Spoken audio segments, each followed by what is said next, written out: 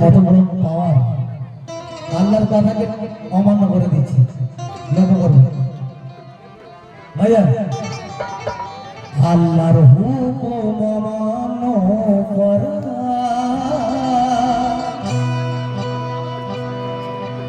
কেন আজাজিলের সাহস হলো?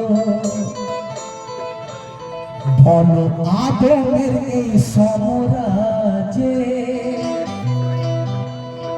ইবলিসের কেন দরকার হলো? বুঝে আসছে কথা? রোজ হাসরে আল্লাহ তাআলা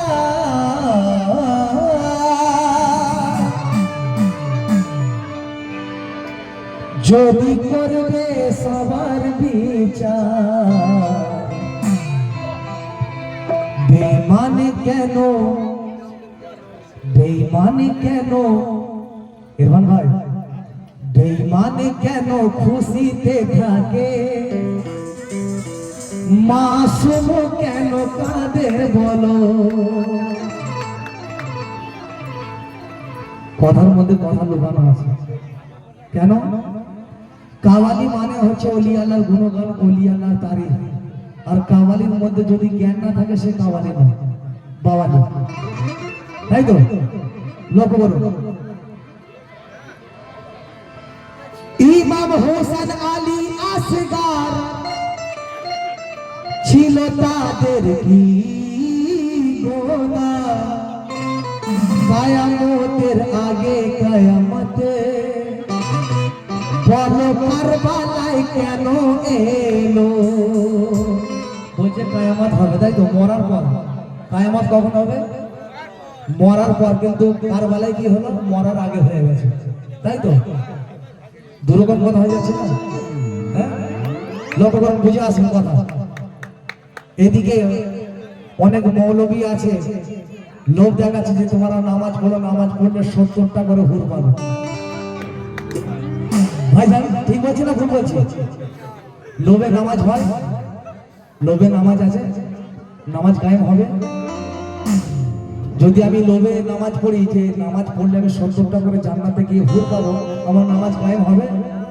হবে না তো? আর এখানে মৌলবীরা বলছে তোমরা নামাজ পড়ো, নামাজ পড়লে 70টা করে হুর পাবে। আসুন বলো কেন্দ্রি কথা কেন? হুর করিতে ভর্তি যদি, সেই মৌলবীকে বলছি কেন? যে মৌলবী লোক দেখায় যে নামাজ পড়লে তোমার 70টা করে হুর পাবে, সেই মৌলবীকে একদম সরাসরি বলছে। তো লক্ষ্য করবেন, কেন? কে হুর করিতে ভর্তি যদি, আর ছিল আল্লাহর ওই জান্নাত, কেন? আদমকে খুশি করাতে মহামারী কেন দরকার হলো?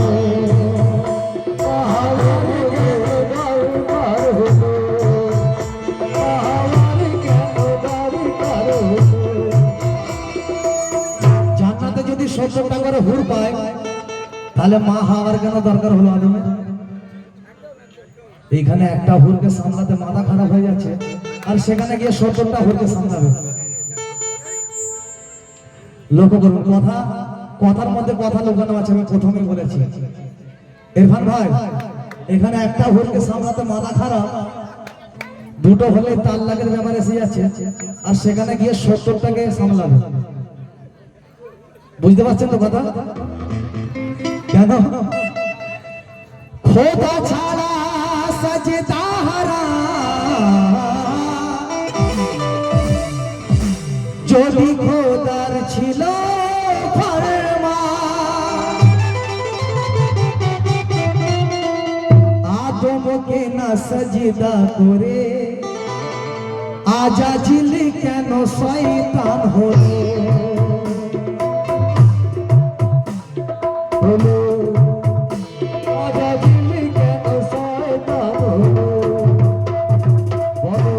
যদি বান্দা আমি তোমার, আর যদি মওলা তুমি আমার, যদি বান্দা আমি তোমার, আর যদি মওলা তুমি আমার, আর কেন বানালে জাহান্নাম? আমি যদি তোমার বান্দাই হয় তুমি যদি আমার মওলা হও তাহলে জাহান্নাম আর জাহান্নাম, জান্নাত আর জাহান্নাম কেন বানাবে? তাই তো মিটে যেত। লক্ষ্য করবে, কেন বানালে জাহান্নাম আর লোভের জান্নাত কেন হলো?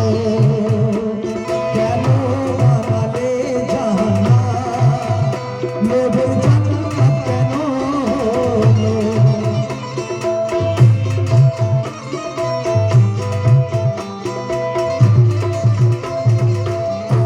এবার আমি সাজদার মধ্যে আসবো। কেন?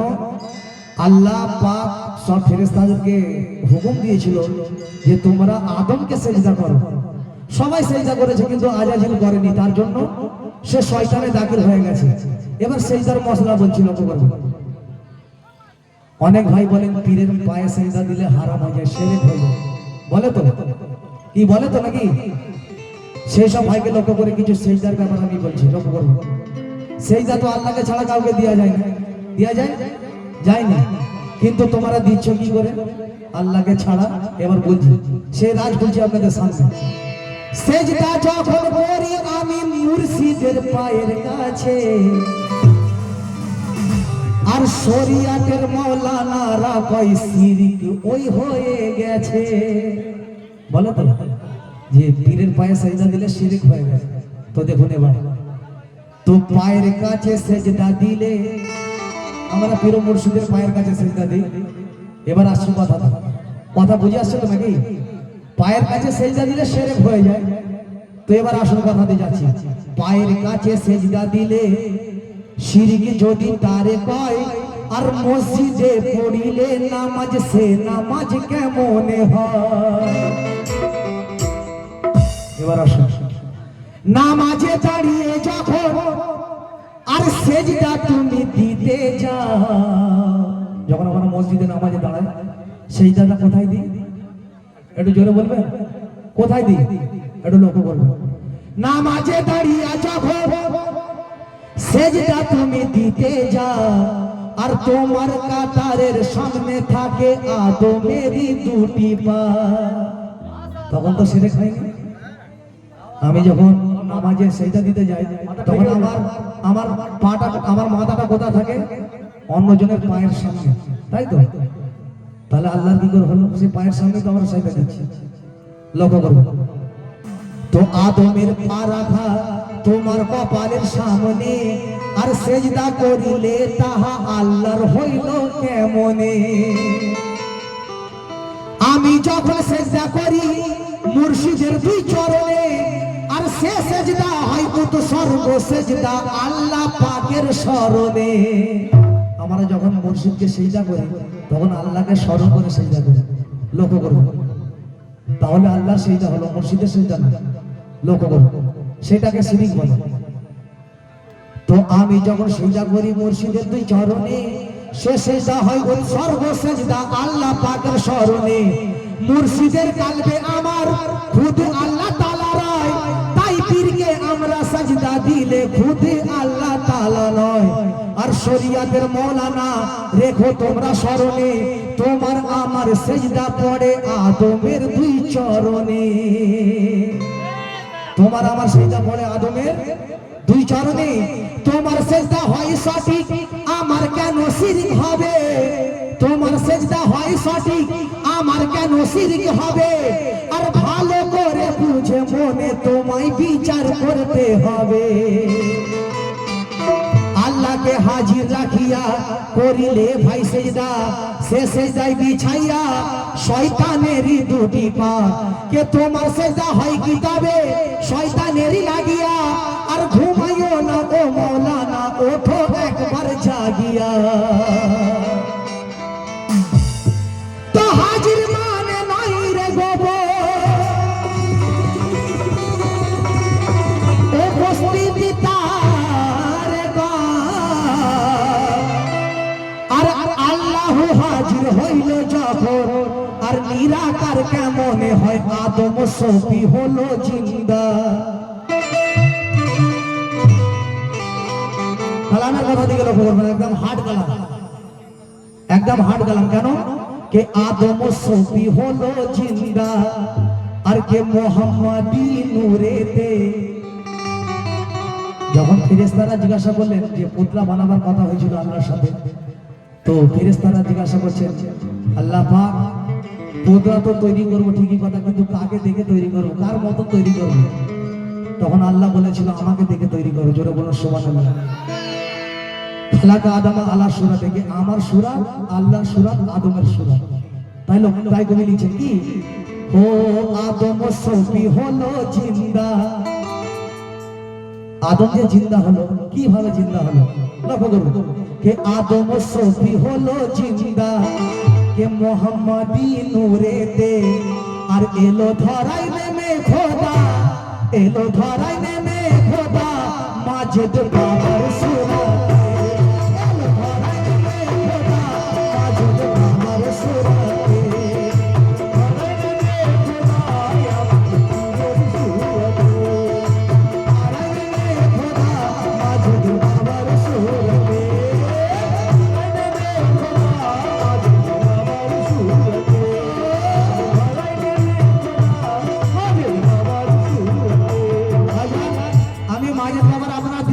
আমাকে কিন্তু লাগছে না যে মাজেদ বাবার আপনারা দিবানা, আমাকে কিন্তু লাগছে না, সাড়া পাচ্ছি না আপনাদের।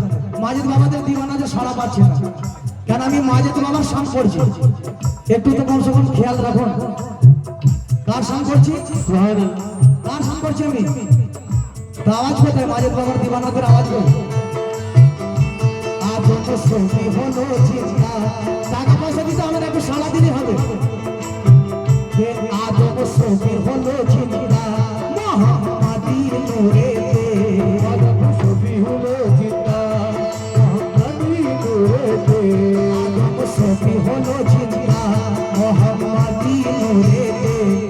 এলো ধরাই নেমে খোদা, এলো ধরাই নেমে খোদা, এ মাজেদ বাবার সূরা।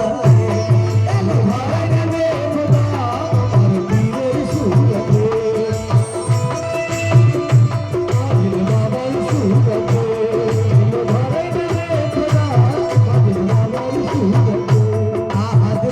হলো আহমদ, আহাদ থেকে হলো আহমদ, আহমদ লুকাই নিমেতে।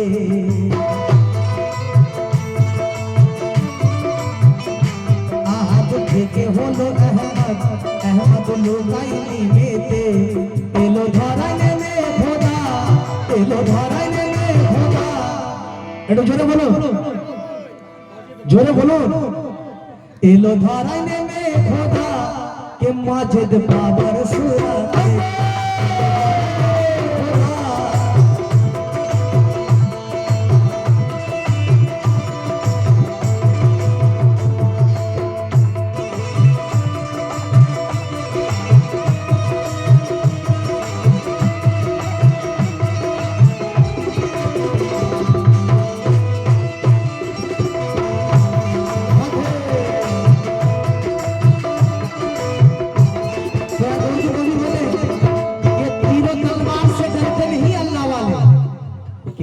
तलवार से डरते नहीं अल्लाह वाले।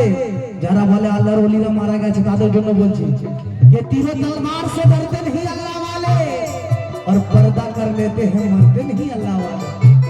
যে আমার মাজেদ বাবা মারা যাননি উনি পর্দা নিয়েছে, তাই বলে कि फना बगैर बाबा का पता नहीं मिलता और बगैर पीर किसी को खुदा नहीं मिलता।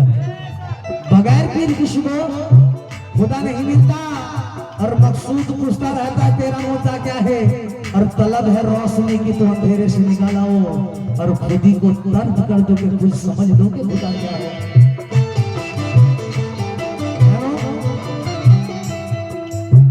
के नुकार मोथे कुरान गोपो और कुराने ते गोपन अल्लाह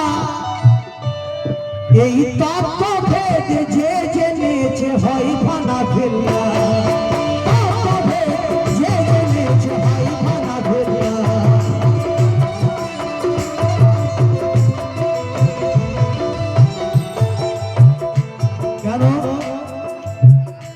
দেখো চিনতে পারো কিনা কারে দেখে নয়নেতে। আমার নবীজি বলছেন যে আল্লাহকে পূর্ণিমার চাঁদের মতো দেখতে পাওয়া যায়, পরিষ্কার দেখতে পাওয়া যায়। এ আমার কথা নয়, আর নবীজির কথা মিথ্যে হতে পারে না, মিথ্যে হবে। নবীজি বলছেন কামা তারুনা হাজাল কামার, কামা তারুনা হাজাল কামার এর মানে হচ্ছে খোদাকে পূর্ণিমার চাঁদের মতো পরিষ্কার দেখা যায়। লক্ষ্য করবে, কথা বুঝে আসছে? তাই দেখো চিনতে পারো কিনা তারে দেখে নয়নেতে, দেখো চিনতে পারো কিনা তার দেখে নয়নে, দেখো চিনতে পারো কিনা তার দেখে নয়নেতে। এলো ধরাই নেমে খোদা, এলো ধরাই নেমে খোদা মাঝে বাবার সুরাতে, এলো ধরাই নেমে খোদা মাঝে বাবার সুরাতে।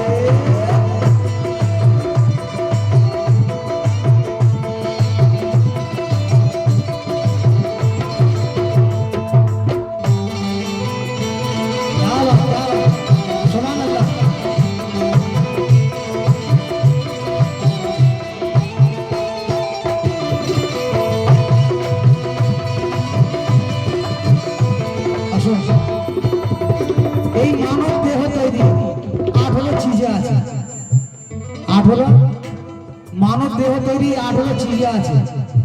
আগুন, পানি, হাওয়া, মাটি, আল্লাহর 10। এই মানব দেহ তৈরি 18 চিজে, আল্লাহর 10, মায়ের 4, বাপের 4, এই 18 চিজে এই দেহ তৈরি আছে। কিন্তু এবার কিছু কিছু কিছু নাম বলছে আপনাদের সামনে। কে আব আতসে থাকে বাত এ সব তারি যে পোশাক, আর এই ওজুদ মাঝে প্রকাশ তিনি মনে বুঝে দেয়, ওজুদ মাঝে প্রকাশ তিনি মনে বুঝে দেয়।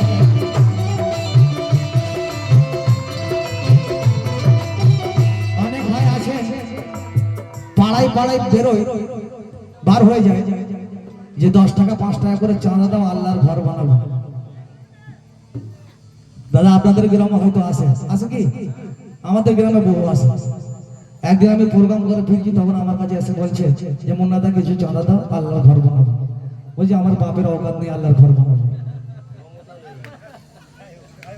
আমি তাকে পরিষ্কার করলাম আমার বাপের ক্ষমতা নেই আল্লাহর ঘর বানাবো। কি করে বানাবো? আল্লাহ যদি সবার ঘর বানায় আর নিজের ঘরটা বানাতে পারে না। কথা বুঝে আসছে? আমার বাপের ক্ষমতা নেই আল্লাহর ঘর বানাবো। কিন্তু একটা কথা, আপনারা যেটা করছেন অনেক ভুল কাজ করছেন। কেন? মসজিদ আল্লাহর ঘর নয়, মসজিদ আল্লাহর ঘর নয়, মসজিদ হচ্ছে আল্লাহর ইবাদত করার ঘর। জোরে বলুন সুবহানাল্লাহ। যে আল্লাহর হুকুম ছাড়া একটা পাতাও হেলে না, সে তার ঘরটা তৈরি করতে পারে না। শুনেও লজ্জা লাগে। কেন? মসজিদ হলো আল্লাহর ইবাদত করার ঘর। তুমি যদি বলো আল্লাহর ইবাদত ঘর করার জন্য চাঁদা আমি দেবো, 500 কোন আমি 1000 দেবো, তখন বলছে না মুন্নাদা কথাটা ঠিকই বলেছে, আমরা ভুল করছি। মসজিদ ইবাদত করার ঘর আল্লাহ। লক্ষ্য করবেন, আল্লাহ এই দুনিয়া বানাবার আগে নিজের ঘর বানিয়ে নিয়েছে। জোরে বলুন সুবহানাল্লাহ। কেন? কে তিনি নয় সে নিরাকার, তারে পাই সাকারেতে।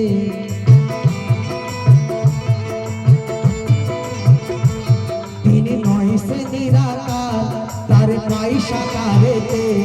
এলো ধরায় নেমে খোদা, এলো ধরায় নেমে খোদা কে মাঝেদ বাবার সুরাতে, এলো ধরায় নেমে খোদা মাঝেদ বাবার সুরাতে।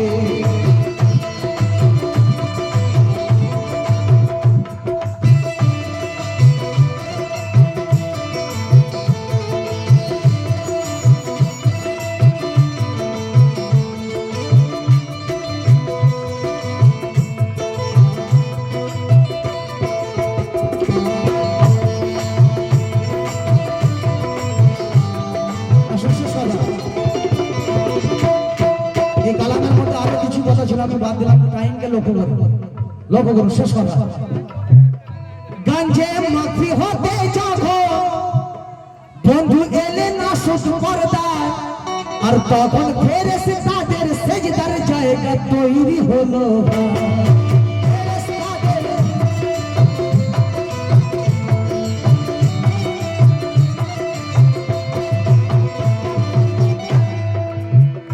গঞ্জে মাফি হতে যখন বন্ধু এলে না সুস পর্দায়, তখন ফেরেশতাদের সেজদার জায়গা তৈরি হলো ভাই। কেন? কে সাজিদ করেছে সাজদা তারে দেখে নয়নেতে,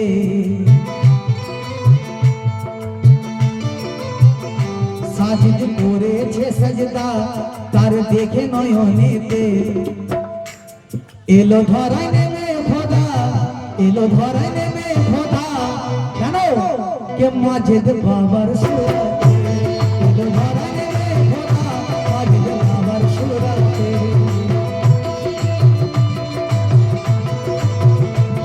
এলো ধরায় নেমে খোদা মাজিদ বাবার সুরাতে, ধরায় নেমে খোদা মাজিদ বাবার সুরাতে, মাজিদ বাবার সুরাতে, মাজিদ বাবার সুরাতে।